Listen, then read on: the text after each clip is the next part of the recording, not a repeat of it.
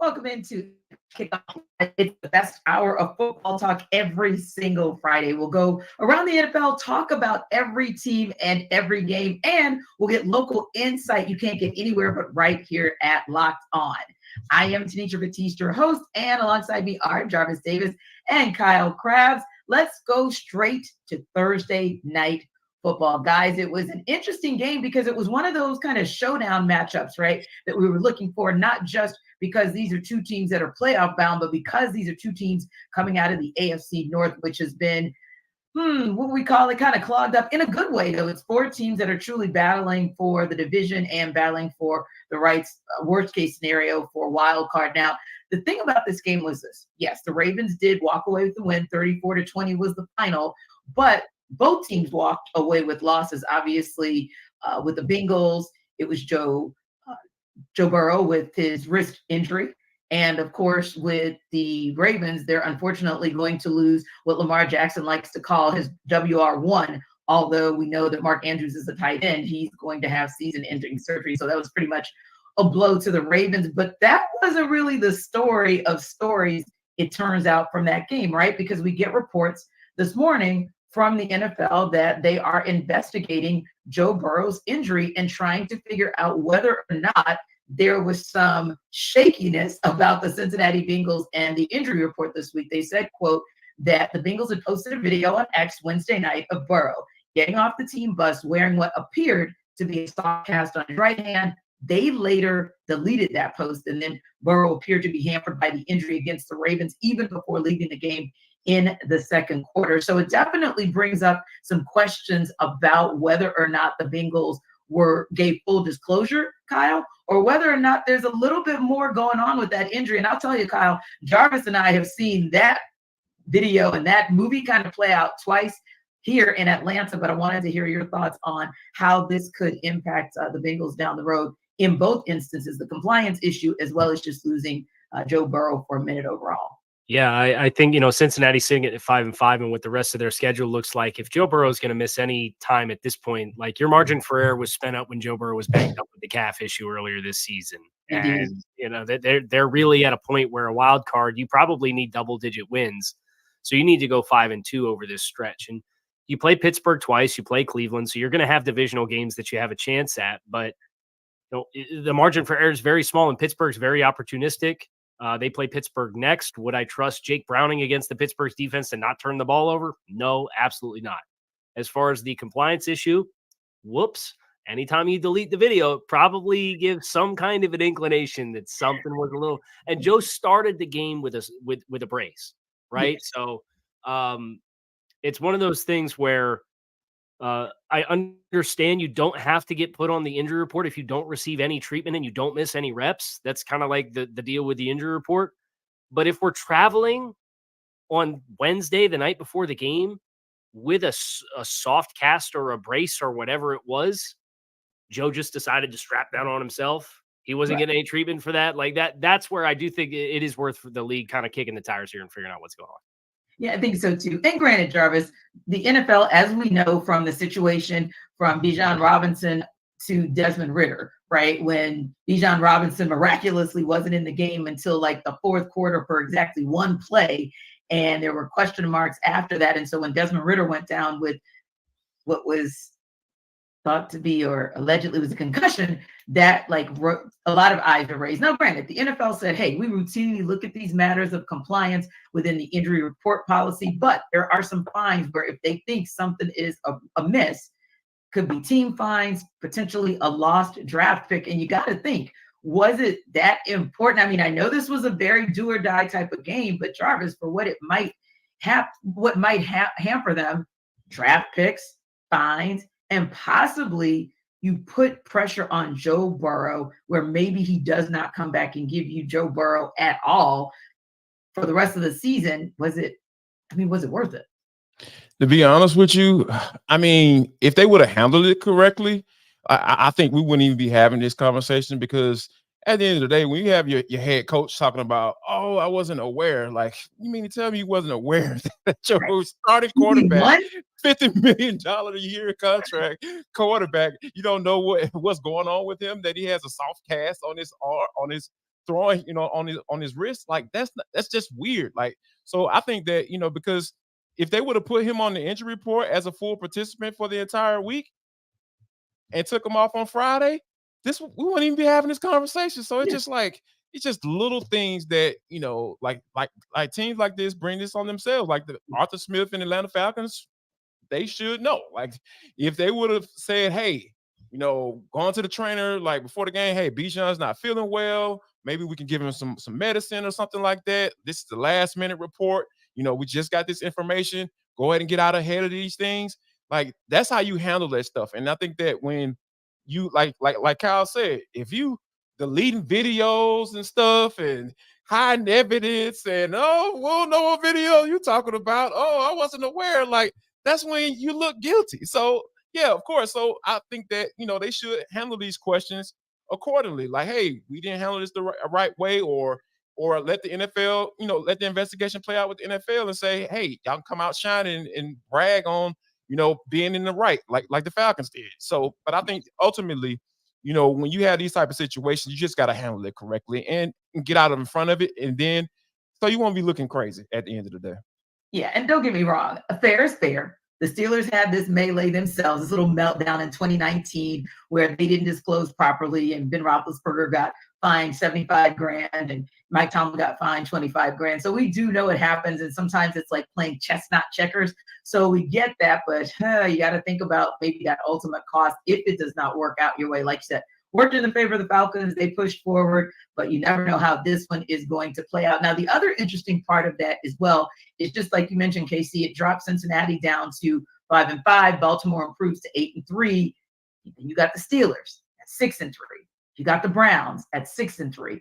But you have a Browns team that while they're hosting the Steelers, they're going to do so without the services of one Deshaun Watson, who has officially been ruled out for the season because, of course, he had to have season-ending shoulder surgery. So does all of this kind of play into the hands of, and not to mention how it's going to impact Lamar Jackson with Mark Andrews being down for the count? And don't forget, Odell Beckham was questionable in his return too. How do all of these things kind of play out in the Steelers' favor, if at all? Pittsburgh's been a team that has just been super opportunistic. They don't overwhelm you in any capacity. They are very clunky offensively. They don't run a very exotic scheme. They don't dress stuff up. They get critiqued for running the same 5 concepts over and over and over again. And yet, lo and behold, they get a bunch of key turnovers. Now the schedule's breaking their way where you're talking about facing Dorian Thompson-Robinson this week and potentially facing Jake Browning next week. You're already 6-3. Baltimore getting bagged up in the skill group. And, that was Pittsburgh won that game the first time that they played anyway, I think. So that was like the 17-10 game or whatever it was. Like Pittsburgh's schedule looks pretty favorable. And if you just look at the remaining strength of schedule that they have, it's middle of the pack, but they have some good breaks with the tougher teams on their schedules that starting quarterbacks not being in the game. I think Pittsburgh really has a chance to make a run here, if not the division, if Baltimore is able to take their injuries in stride, be the team that separates from the other 2 teams in the AFC North. Indeed. And right now, JD, they are at the top of the wild card pack for the AFC, and a couple other things. Having a healthy Cam Hayward, that is impressive. And Pat Freiermuth, who was cleared, he's now in his 21-day window. So there are also some things that are breaking the Steelers' way as far as the health of this team on both sides of the ball. Well, I trust one side of the football. That's the defensive side, right? Because, you got a guy like TJ Watt who can just absolutely just wreck a game.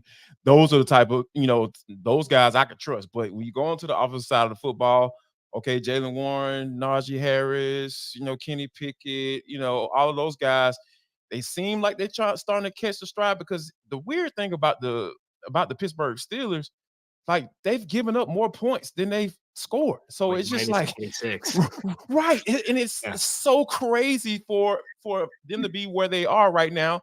Like we're talking about them potentially taking over this division because of given their upcoming schedule. So it's just hard for me to trust that. And then I judge. I'm a simple guy. I like to judge teams by their quarterbacks. I don't trust Kenny Pickett, and I dang sure don't trust the offensive coordinator and Matt Canada. So that's kind of where I'm at with the team. Now, granted, there's some good things happening on the defense side of the football. I trust those cats all day, every day, especially the guys that put their hands in the dirt at the quarterback. But Indeed. when it comes to the offensive side, it's just a little tough for me to get on board with that.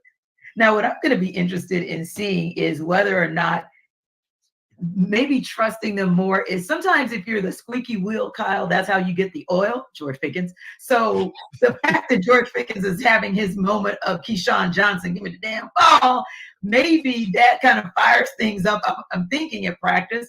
And when you get into the space where slowly but surely, eventually you get back your one at full strength, Deontay Johnson, I think that makes a difference as well. And listen, the Steelers are a team, no matter who's at wideout, who really does always rely on the tight end. And there were really moments where Pat Freiermuth was able to dig Kenny Pickett out of the mud, dig it out of the mud for him. So I think maybe those things will kind of play favorably to the Steelers as time goes on, coupled with the schedule that you just mentioned and the fact that it's not exactly the strongest in the way of strength of schedule. Yeah, and you'd like to think as they get the full complement of skilled players back, they've had some guys that have stepped into smaller void or larger voids with Jaylen Warren getting elevated in the backfield, and he's caught like 30-something passes already this season, been very active as kind of a multifaceted player. I don't know what George is too upset about. He's the only player on the team with more than 40 targets this season. He's got like 62 targets. Now, he's only caught 33 of those 62 targets. So your percentage of catchable balls and the plays that you're able to make and the separation that he's able to make is a different story altogether. But George is very much that player that they'll take their shots down the sideline with him and try to create some big plays. You'd like to think when you get the full complement back, they can maybe space the field a little bit better. And I did think George coming out of Georgia was a player who was a outside receiver, contested catch, possession type player. If you can space the field and stress it better, then he can find more space to be a possession player and have more high efficient targets in the passing game instead of just throwing in the ball. So I'd like to think if Pittsburgh's going to get this thing to catch fire, that's going to be a big catalyst for them because they are getting some guys back.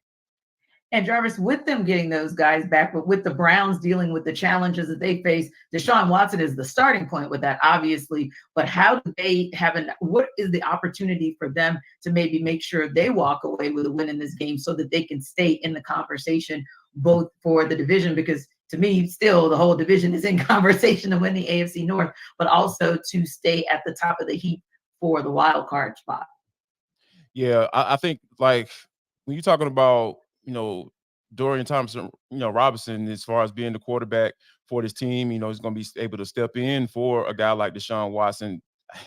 It's going to be hard. And I think the charge has to be led by this defense, right? With Myles Garrett and what the type of season that he's been having and been at just dominating, teams left and right. It's going to have to be led by that defense. And I think that, Dorian Thompson is going to just not turn the ball over. I think that's going to be his one main goal every game. If he doesn't turn the ball over, they're probably going to have a pretty good chance of winning a football game. So if they can figure out how to hone him in and figure out how to move the football, and as far as with the running game and keeping games close and shrinking those time possessions for the opposing team, I really feel like that, the Cleveland they'll have an opportunity to at least stay in the conversation, like you said, at AFC North.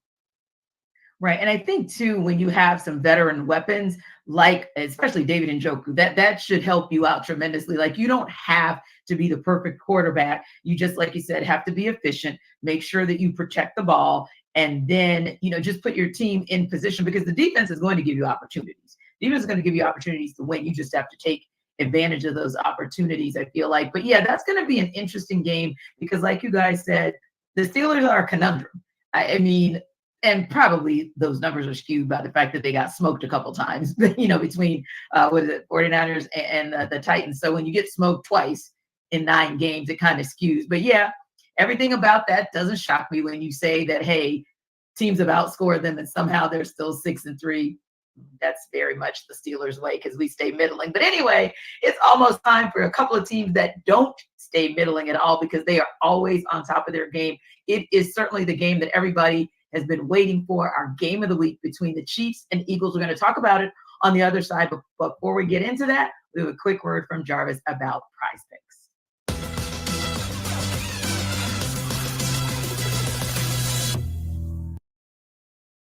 This episode of the NFL Kickoff Live Show is brought to you by Prize Picks. Prize Picks is the largest daily fantasy sports platform in North America. How about that? Good Lord, that is amazing. We are the easiest and most exciting way to play daily fantasy sports. It's just you against the numbers. None of this battling thousands of other guys and pros and sharks. All you got to do is just pick more or less, and then on a 2 to 6 player stat projection, and watch the winnings roll in. With basketball season here, guys, you can now pick combo projections across football and includes 2 or more players from different sports or leagues. For example, LeBron James more and Travis Kelce at a 10.5 combo of 3 points made plus reception. I'm telling you, this is easy math, guys. You need to go to Prize Picks right now and check them out. Also, Prize Picks even offers a reboot policy so that your entries stay in play even if one of your players is injured. For football and basketball games, if you have a player who exits the game in the first half and does not return in the second, that player is rebooted. Prize Picks is the only daily fantasy sports platform with an injury insurance policy. I'm telling you guys, and all you got to do is just go to this website, prizepicks.com/lockedonnfl. That's prizepicks.com/lockedonnfl for a first deposit match up to $100. Prize Picks is daily fantasy sports made easy.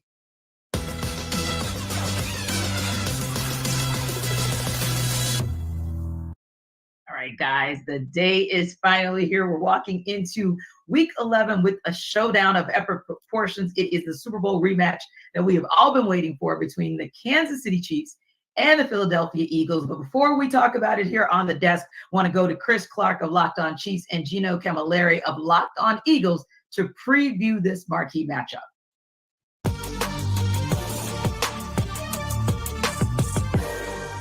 Like if they don't allow this team to punt, if they don't get one punt, I'm going to be so angry that they just sat back and let Pat Mahomes do the same thing. They can't do what happened in February. Take that game plan and throw it in the garbage from a defensive perspective, but just let Jalen Hurts cook. Comes down to QB1.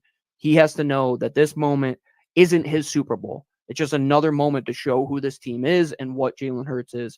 That's one of the better QBs, but it's going to be great, man. Pat Mahomes, Andy Reid, we know the storylines.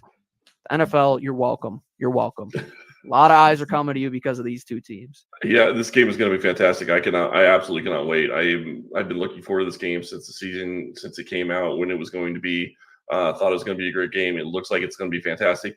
The one thing I will say that I'm a little bit hateful that Nick Bolton won't be able to play in this game, because I think that's a big loss for Kansas City, stopping the run and being able to stop Hurts running the ball and just their offense in general. But other than that, I feel really good about this game. And I will give just a prediction. I'm not going to give a score. I think Kansas City wins, but it's not necessarily for the reason that they won against the Eagles in the Super Bowl. For me, it's the way their defense is playing. They've allowed one team to score more than 20 points this year, and that was the Denver Broncos. And that was they gave them a touchdown on a short field. I mean, I'm not going to try to take it away from the Broncos offense, but Kansas City couldn't get anything done that day on offense themselves.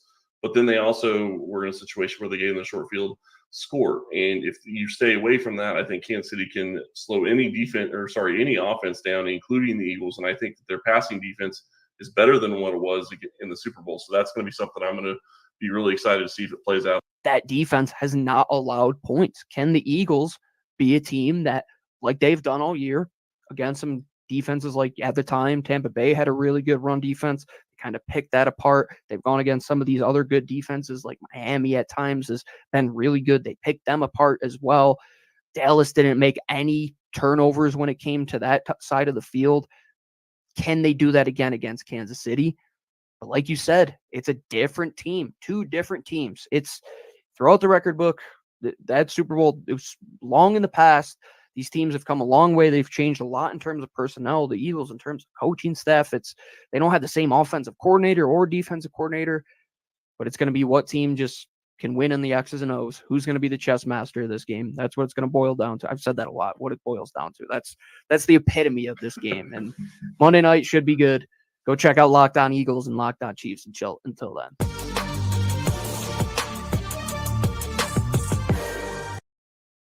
All right, guys, they didn't make any bold predictions per se, but Jarvis Chris did say he would give the win to Kansas City, but he said he'd give it to him for a different reason, not necessarily the way in which they beat the Eagles in the Super Bowl. Do you agree? Is there, obviously there's a path to winning for either one of these teams because it's pretty much even going in, but is this a Chiefs team that can beat the Eagles but beat them in a different way?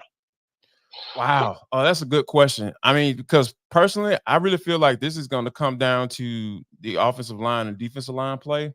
And I'm a huge fan of Philadelphia's on both sides of the football. So I do see a path for the Kansas City Chiefs to get in there and win this game, obviously. Right. You know, Travis Kelsey, you know, and Patrick Mahomes get off. We know what that combination can do once they get rolling. However, I really feel like this is a game that I think this A.J. Brown and Jalen Hurts connection is really been taking on a life of its own, right? So I think that's going to be something that's going to, and then making sure that I see some call quarterback runs for Jalen Hurts, and I think that's because that's a numbers game, right? When you're talking about doing that, and I think they're going to be able to take advantage of that front for the Kansas City Chiefs. So right now, I do see a path.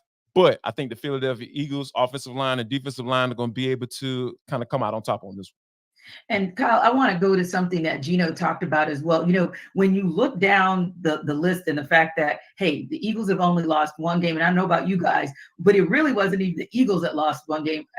I feel like it was Jalen Hurts that lost one game against the Jets because he just kept, it was like a self-implosion, self-inflicting wound after wound. And it's interesting because Gino was saying how with Jalen, just don't do too much, right? Just be who Jalen is.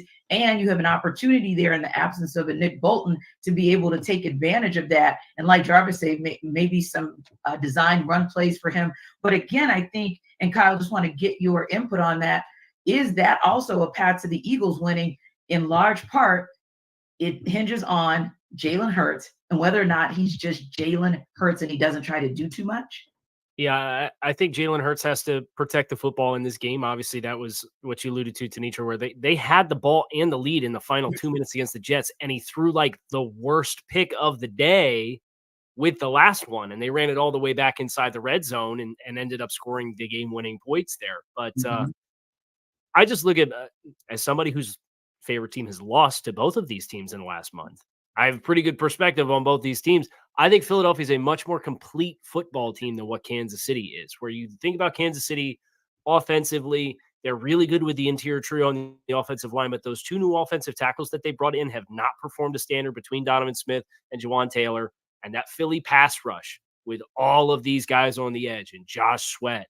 And they have N'Kobe. We can start and stop with that. I know Jarvis is always chomping at the bit, but I hear you guys. Hassan Reddick. Yeah, Hassan Reddick was the one whose name I was blanking on. Oh, yeah. One, I think the recipe really is a problem for Kansas City's tackles because he is such a different kind of rusher. You know, if you got guys in tight alignments and you're going to rush them and you want to challenge them with speed to power, that's a little bit more, two bighorn sheep going at it. But Hassan Reddick, with his versatility and moving around, is really a problem for those offensive tackles. And then Philadelphia, you're answering the questions for what Kansas City has without Nick Bolton. You have Chris Jones in the middle, and they've got good players with the rest of the group up front, but it's not the wave after wave like Philadelphia has on their front. So I just think, yes, the pathway for Philadelphia winning includes Jalen Hurts taking care of the ball, but I think Philadelphia has exponentially more pathways to winning because of the other talent that they have in the other areas of both of these respective rosters. And I think that's a great point that Kyle makes, Jarvis, the fact that these are also two teams that are not the same as the teams that played in the Super Bowl. And it makes you think like, okay, well, both of the teams were aggressive and both of them reloaded in the offseason and free agency. They made some moves, but it does appear that for the moves that the Eagles made both in free agency, in the draft class, they've even made some aggressive moves within the season, like towards the trade deadline, to put themselves in position to be that team that comes out of the NFC, right?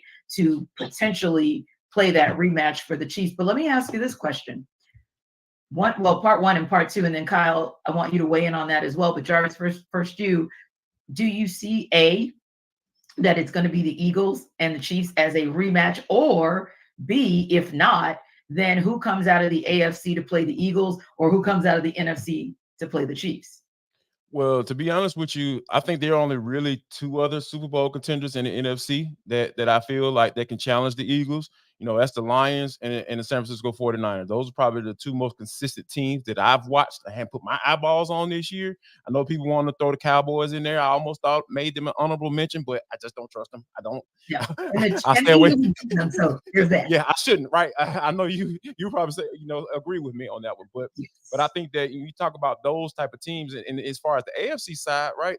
That's the one, like we talked about 2-6-3 teams that in the Steelers and the Browns, they were like, oh no, necessarily. And then you got the Dolphins with Kyle Crabb. Kyle talked about his favorite team, the Dolphins. Yeah, they look really good, but against teams, they haven't looked all that great. So I put them as an honorable mention. That leaves one team in the AFC really competing with the Chiefs, I feel, and that's the Baltimore Ravens. And even they've had their issues, especially within the fourth quarter of games. So I think that, yes, to answer your question, yes, I feel like this could be another Super Bowl preview, and we can see these same two teams playing in February. Indeed. And Kyle, what about you? Do you think that these are the two teams that we see are going to have a rematch or a clash come February? And if not, who is in the way of the Eagles? Who's in the way of the Chiefs getting back there, in your opinion? So I think these two teams are on the inside track. And one of the big reasons why is, aside of the fact that they're already at the top of their respective conferences as we go into week 11, they're also each in the bottom 8 in remaining strength of schedule for win percentage of teams that they have left to play. Now, there's some teams that have some really soft schedules that might make an interesting run as far as winning enough games. And if Kansas City were to, at 2 losses, drop 2 games, maybe they don't end up as the number 1 seed. And we've seen just how frequently they've had success in the postseason because the playoffs run through Arrowhead, right? So I think that's kind of the determining factor for me. If you told me Kansas City ends up with the 1 seed again, I'd be very inclined to pick them. And I do think Philadelphia is in kind of a class of their own in the NFC, just because while there have been teams that are similar with record, I don't think Philly's played close to their best football yet.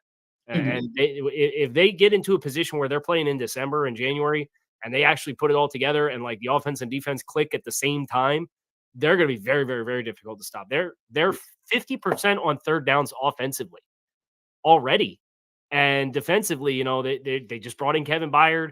I think they are the team. If you ask me which one was more likely to get back, I would say Philadelphia. Yeah. I would agree. And it's interesting because both of these teams are also coming off a bye, and both of these teams are coming off wins before the bye. So I feel like this is where you really kind of see them start to separate themselves, although you can make the argument just as you guys both have, and I think those are valid arguments, that they've already kind of separated themselves. But kind of what do you look for, Jarvis, in the back half of the season from the Chiefs to say, yeah, I definitely see from how the Chiefs are playing that team is the one that I'm going to see come February? I think there is two things for me, and it's on the offensive side of the football, right? Like I think that though I got to see one wide receiver like really step up and just start being consistent, because you're going to get opportunities with all of the attention that's being paid paid attention to in the middle of the field with Travis Kelce, right? So I think that some consistency from one of those guys, either one, it doesn't even matter, and then some more commitment to the run game. I know that's kind of hard to ask of Andy Reid, because we know that sometimes he'll just like, you know what? I don't need the blanket. I don't need the doggone run the football. I'm just going to slang this bad boy all over the yard because I got one of the best quarterbacks to ever play the game already, in Patrick Mahomes. So I think that, if they can figure out a way to get some consistency in both in the run game and those weapons on the outside, and one of those guys stepping up saying, okay, I'm not necessarily Tyreek Hill, but I can step in to be a guy that Patrick Mahomes can count on when all that Travis Kelce is drawing all that coverage. And it may end up being kind of a 2-for-1 in Isaiah Pacheco, because that's kind of where obviously that is his run game, but low key, that's actually where they get a dual threat running back, so someone who can catch successfully out of the backfield. So be interesting to see how much they go to him more and more as the season goes on, because that's exactly how it happened for them last year. He really started to step up as the season wore on, and definitely in the postseason. Kyle, what about you? What do you need to see from the Eagles in this second half of the season for you to say, hey, not only do I think the guys are going to be the ones coming out of the NFC South, but I expect to see you guys in the Super Bowl as well, and maybe even winning it this time? Yeah, I think Jalen Hurts continuing to play more consistently with all the facets of the quarterback position. You know, he has these switches that he can flip where he gets really, really good and he's in rhythm, but then sometimes he's out of rhythm, but he's good outside of structure, and then he can run. And it's like, can you just find the groove for a sustained period of time? Yeah. Because, you know, in Philly, the last 2 weeks for the Philadelphia Eagles offensively have not been remotely close to their best efforts, where they've had 292 yards against Dallas at home. And, you know, they were up big in that game. Dallas came back and nearly stole the game at the end. Mm-hmm. When you play these good teams, being able to effectively finish and do so in a multitude of ways. And it's tough because they lost Dallas Goedert for an extended period of time with he has a broken arm, but we should expect to see him back by the postseason. Mm-hmm. So for Philly, it's don't let this 5-game stretch of your schedule trip you up either, because they are at Kansas City, Buffalo Bills, San Francisco 49ers, at Dallas Cowboys, at Seattle. They got a really, really tight stretch here. You go 3-2 or better in that stretch, though, I think you're going to put yourself in position to really bring this thing home. But don't sleep on the Lions, because they might steal the 1 seed here, because they do have a soft schedule in comparison to the 5 we just went through. Exactly. Yeah. If they tend to be like the Lions we saw at the beginning versus maybe a little bit of the middling where they stumbled a bit, then they could be scary good. And NFC might actually run through Detroit. Imagine that. Anyway, as we prepare for the NFL week with Sell Me Why, here's Jarvis to sell you rather on DoorDash.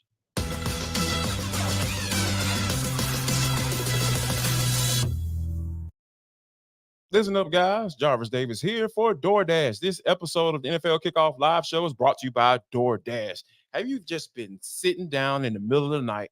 I know this is my story, guys. I'm telling you. The other night, I was just chilling, minding my business, Then next thing you know, my stomach started rumbling around. I'm just like, oh my God, I'm so hungry. Oh, I need some wings. Oh, let me go to my DoorDash app and check them out. Yes, that's where you need to go to. They came through for me like good kinfolk. I'm telling you, it was just absolutely amazing. I was able to jump right on there. I saw the deal. I said, okay, there we go. DoorDash, they got my wings. I'm ready to get that thing going off. And if you've been out of that situation, I need you to go to DoorDash right now, because guess what? You can be able to get 50% out up to a $10 value when you spend $15 or more on your first order. When you download the DoorDash app and enter code LOCK23. Yes, code LOCK23. Subject to change, terms apply. And I'm telling you guys, when you're talking about rooting for your team on an empty stomach, why would you do that? That is just so ridiculous. I need you to score football season's best deal on groceries, restaurants, and retail and more, because you can get groceries. Come on now. This is just so convenient. I'm really big on convenience, guys. So I need you to go to DoorDash app right now. And you're going to get 50% off up to $10 value when you spend $15 or more on your first order. When you download the DoorDash app and enter code LOCK23. That's LOCK23. Subject to change. Terms apply.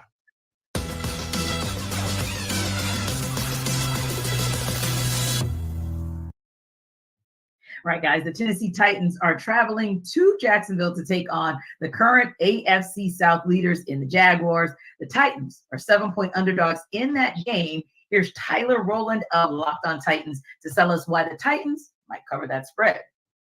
The Tennessee Titans need a miracle if they're going to defeat the Jacksonville Jaguars on the road in Week 11. My name's Tyler Rowland, host of the Locked On Titans podcast.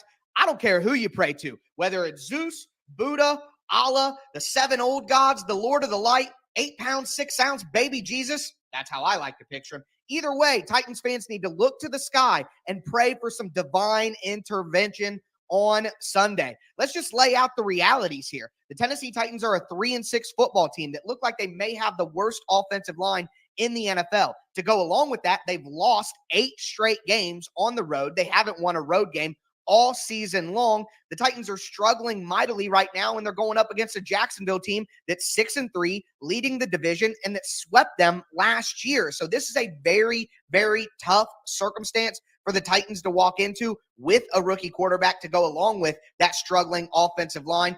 But again, the Titans could use a miracle to win this game.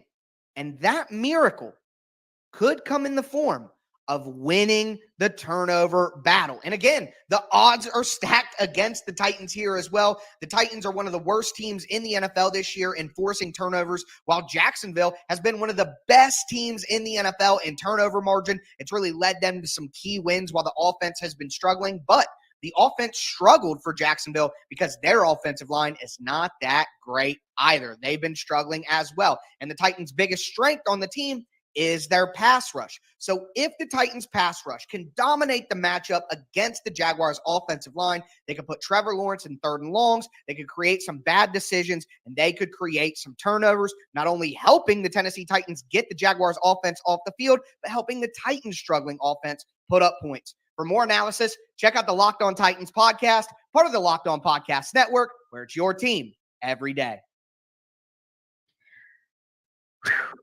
I love me some Tyler Rowland. Can I say that? Jesus. I mean, when Yes. you spoke baby Jesus, you know it is so serious. Like literally, Jarvis. And Kyle, Olive. divine intervention. I felt like Kyle, I should have opened my prayer closet and just started praying for these guys. Like, dang, you going down to Duval and you're gonna need Jesus to get out of there with a win. Jarvis, I mean, is it really that like serious? Like, are they really in that much jeopardy? Have no chance, a snowball's chance in you know where to get a win? Yes. Because Will Levis, ever since he looked like Brett Favre in the first game against the Falcons, it has just been all downhill from there. So I think that when you think about, a rookie quarterback going through rookie struggles, it's hard. It's hard to kind of come around on that because like that's all you got and that's who you've gone with and you decide to say, hey, we're going to ride this wave. So, and they're going through one of those down waves right now as far as Tennessee Titans goes. However, there is a little light, T, because the Jacksonville Jaguars got their butts kicked last week against the San Francisco 49ers at home. And there are people now questioning whether or not Trevor Lawrence is the guy because, Jacksonville has been bad for quite some time and people just want to be optimistic about their team down there in Duval.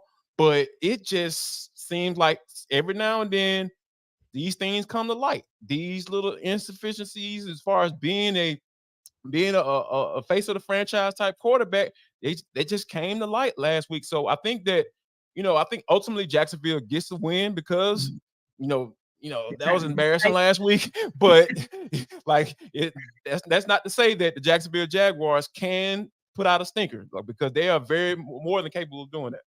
Indeed. Now, Kyle, Will Levis, yes, he looked all world when he came back. But then again, every quarterback who starts his first game of the season against the Falcons looks like all world. So Will Levis has now come back down to earth. But is there an opportunity here for him to maybe reset himself and maybe help to reset that Titans offense and not just give the Jaguars a run for their money, but maybe even sneak a win out there? Well, I'll say this. If that was your sales pitch for why you were selling us on Jacksonville covering the spread, right? I got a few more things written down for whenever you're talking to whatever football god or other god that you pray to for these Tennessee Titans. They average 3 trips to the red zone per game and average 1 for 3 getting into the red zone per game through 9 games this season. 31% of red zone trips get into the end zone. That is 31st in the league. They are about 33% on third down offensively.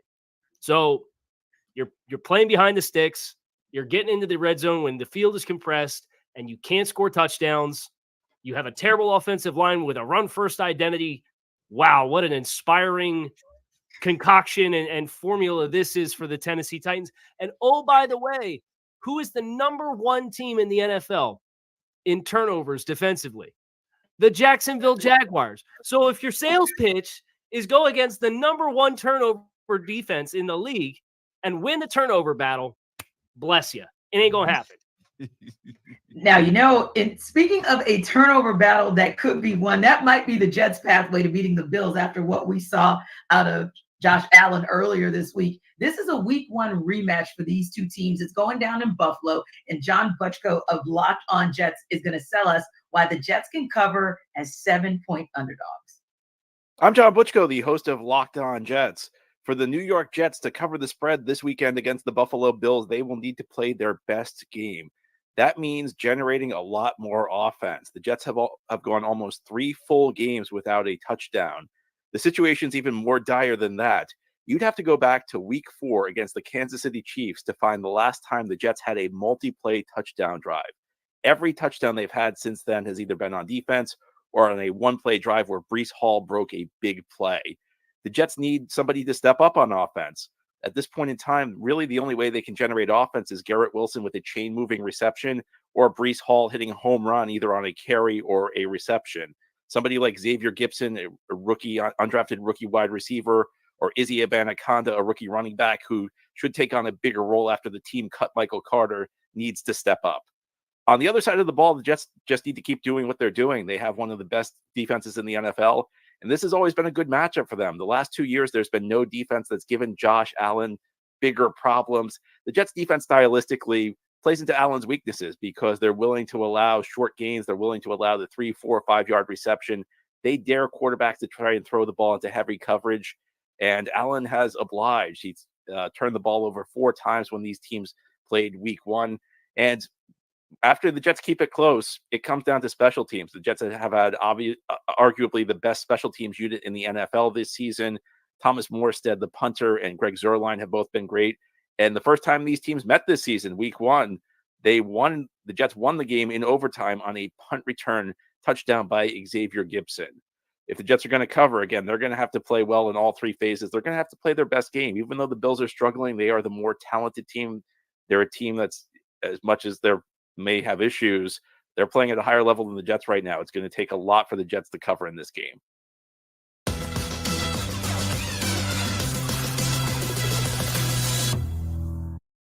Guys, we have some breaking news to share with our audience. We talked about this at the top of the hour as we gave reaction to the Thursday night football game that saw the Ravens beat the Bengals 34-20. Ravens knew right then that they were going to lose Mark Andrews for the season. Word has now come from multiple sources that the Bengals will indeed lose Joe Burrow now for the season. He is out for the year with a torn ligament. That is per coach Zach Taylor, and that's been confirmed by multiple outlets. He had his MRI this morning. Jake Browning, of course, who we talked about, who finished the game last night, is the backup who is going to be expected to likely play for the rest of the year. But Kyle, we talked about how tight it was in the AFC North already and how the Bengals were kind of at the bottom of that particular division looking up. Man, what a blow to the Bengals' chances to make any noise to get out of that division or even keep their wild card hopes alive. Yeah, and you think about Cincinnati, the performance this season defensively felt like it took a step back as well. They had a couple of safeties that left. So if you're looking for like, okay, what's Cincinnati's pathways to win games moving forward? Well, T. Higgins has been banged up. Yeah. The offensive line hasn't looked great. You have had the defense regress as you had Von Bell and Jesse Bates leaving free agency this offseason and haven't really had guys that have gained teeth playing in those spots. And now Jake Browning's at quarterback. I mean, just humor me. Here's the games they have left on the schedule. Pittsburgh, at Jacksonville, Indianapolis, Minnesota, at Pittsburgh, Kansas City, Cleveland. Are they winning a game? Like, as a genuine question, they do not have, they are 65% win percentage is the remaining win percentage of the games that the Bengals have left to play this season. And you have everything else that was going wrong. And now Joe Burrow to Jake Browning is the transition at quarterback.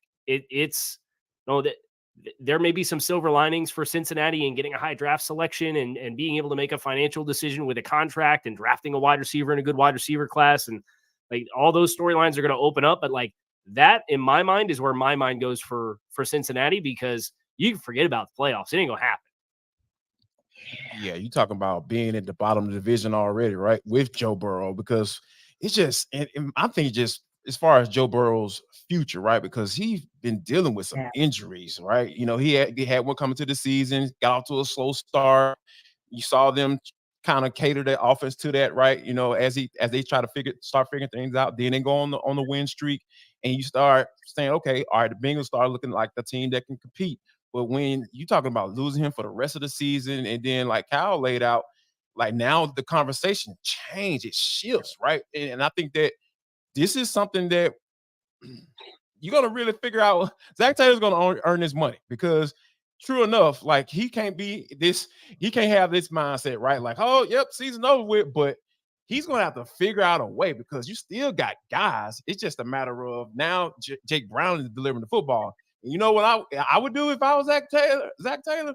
I would be having him turn around with his back facing to the defense, handing off to Joe Mixon, and I'm throwing to Joe Mixon. We're going to figure out a way to bleed every bit of talent and juice that we can get out of Joe Mixon, and then figure out a way to get the ball to Jamar Chase at some point. So, yeah, this is – now, Grant, it's definitely – it doesn't look good, and they're going to stay at the bottom of this AFC North division.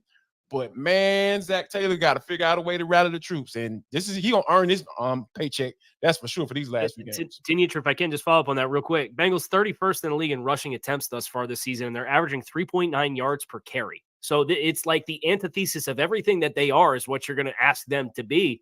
But I agree with JD that's probably how you're going to maximize this is kind of be what the Jets are with Garrett Wilson and with Breece Hall is you got like a couple staple skill players to work with. I'd say Cincinnati's offensive line is better. So can you adopt that style of play? It's just nothing like what you've been to this point in the season. Yeah. And I think you guys make a great point as well. And I want to talk a little bit about just actually the QB challenges overall, because I believe this last Sunday was the first time that there were 10 rookies who started. So it's a little bit disconcerting in what you're seeing happening under center throughout the league. But I also wanted to go back to something, Jarvis, that you mentioned, which was you got to this 5-5, but Joe Burrow was banged up to start the season. So that's been a challenge. And like you said, also, Kyle, you look at T. Higgins, and T. Higgins has just not been himself. And we've yet to see him to come back and be himself. But if you look at Joe Burrow from the time he entered the league in 2020 to now, 10 games in 2020, 16 and 21 and 22, but then he's going to end this season again with just 10 games. And in those 16 in the 2 seasons that were sandwiched between the first and the current, let's not forget that he was playing banged up football then. And it does kind of speak to, like you said, where do they go in the future? Because a Browning can't get you to where you want to be. You can't even get out of the division with that at QB. And don't get me wrong, of course, they're going to hope for Joe Burrow to come back 100% full strength, but it does kind of make you scratch your head that 2 out of his 4 seasons, he barely got through half of the season. I think some of that comes back to sacks taken too, where he took 32 sacks in the games. In one of the games, the one that got him to the Super Bowl, poor guy. Yeah. I mean, he led the league in sacks taken in 2021, one of the games where he played 16 games, and then he had, appendicitis at the start of training camp in 2022. The good news is you only got one appendix, right? So like that one's done and over with. You won't got to worry about that injury again.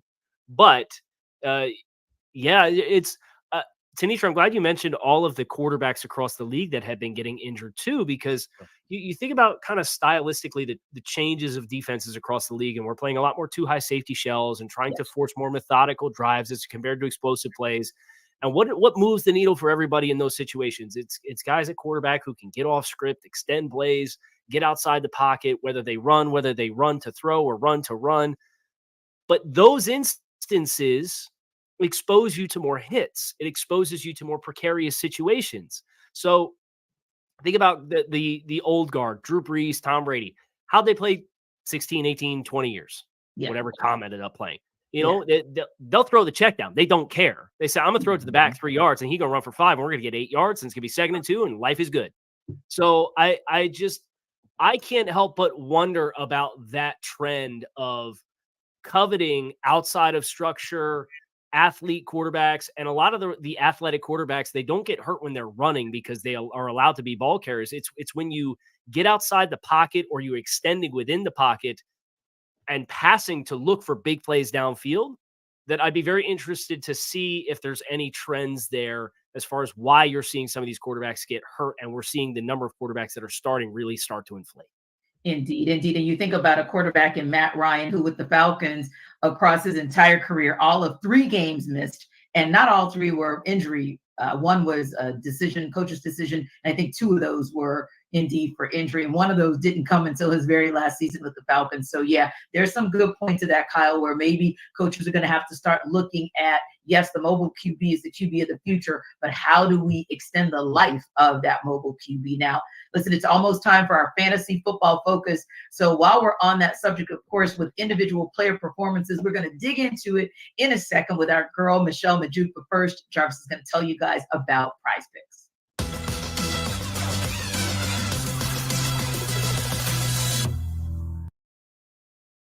Jarvis Davis here for Prize Picks. This episode of the NFL Kickoff Live Show is brought to you by Prize Picks. Folks, Prize Picks is the largest daily fantasy sports platform in North America. That's huge. That's really huge. We are the easiest and most exciting way to play daily fantasy sports. It's just you against the numbers. None of this battling against, thousands of other players and including pros and sharks and all that stuff. All you got to do, pick more or less than on a 2 to 6 player stat projection and watch the winnings roll in. I'm telling you guys, it's just that easy. And with basketball season here, you can now pick combo projection across football and basketball. For example, LeBron James and Travis Kelce at a 10.5 combo of 3 points made plus receptions. I'm telling you guys, it's just that simple. And Prize Picks even offers a reboot policy so that your entries stay in play even if one of your players get injured. I'm telling you guys, they're all on your side to get these wins. For football and basketball games, if you have a player who exits the game in the first half and does not return in the second, that player is rebooted. Prize Picks is the only daily fantasy sports platform with an injury insurance policy. So go to prizepicks.com/lockedonnfl, prizepicks.com/lockedonnfl for a first deposit match up to $100 because Prize Picks is daily fantasy sports made easy.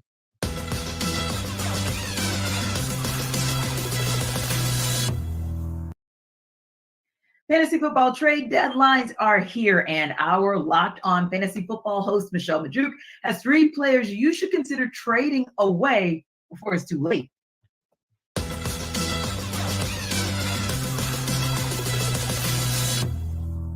Fantasy trade deadlines are approaching quickly. Here are 3 players that I think you should trade away prior to the deadline. First up being Chargers quarterback Justin Herbert. I get it. He just had a 5-touchdown performance, you might say, but he's elite in fantasy. He has some elite games, but he also just has far too many duds. He kills you in fantasy far too often. I mean, just over the last 4 weeks, it's been a roller coaster. Quarterback 20, quarterback 7, quarterback 25, quarterback 2. Just far too inconsistent. And I am not a fan of his upcoming schedule whatsoever. I mean, over the next 3 weeks, he'll face the Packers in Green Bay. Don't love that. Then he has to face the Ravens elite defense. And then after that, he has to go to New England to play against the Patriots. Like, I don't like to play any quarterback that has to go into New England. That's never fun. And Herbert's just too inconsistent for me when it comes to us approaching the playoffs. I am trying to get him off my fantasy teams prior to those deadlines. Another guy I'm looking to trade right now is Vikings wide receiver Jordan Addison. He's having a really solid rookie year. Don't get me wrong, but since Kirk Cousins' season-ending injury, I know Josh Dobbs is doing his thing, but Addison has had fewer than 70 receiving yards and 0 touchdowns in each of the last 2 games. And now we get Justin Jefferson coming back as well, right? So he was the lead guy there. He was getting the targets, but the production wasn't really there with Josh Dobbs. And I don't think Josh, as good as Josh Dobbs is, I don't think he has it in him to feed Justin Jefferson and TJ Hawkinson and Jordan Addison. Like, something has to give here. And I do think we're going to see Addison's production drop even more than it has been the last couple of weeks. So I'm looking to trade him for a talented veteran that's also been disappointing lately, but you trust that will bounce back. Maybe like a Cooper Kupp or a DK Metcalf. I trust those guys a bit more. So I'm looking to get a trade done like that prior to the deadline. And then last up, it's Ravens running back Gus Edwards. We just saw him on Thursday Night Football score another 2 rushing touchdowns. All right. Edwards has scored an insane 9 rushing touchdowns over the last 5 weeks.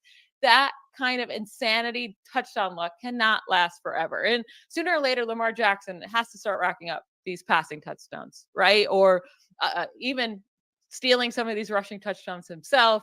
We saw rookie running back Keaton Mitchell get more involved in the 2 weeks prior. He was really proving himself to get that bigger role. If Edwards does not score a touchdown in any given week, his fantasy production is going to be so underwhelming. 30 of his 47 fantasy points scored over the last 3 weeks have come on touchdowns. So that's fewer than 6 fantasy points per game over that time if he didn't score a touchdown. I don't want to be stuck holding on to Edwards once his touchdown luck inevitably fades away, because it just has to. So I'm looking to trade him before the deadlines as well.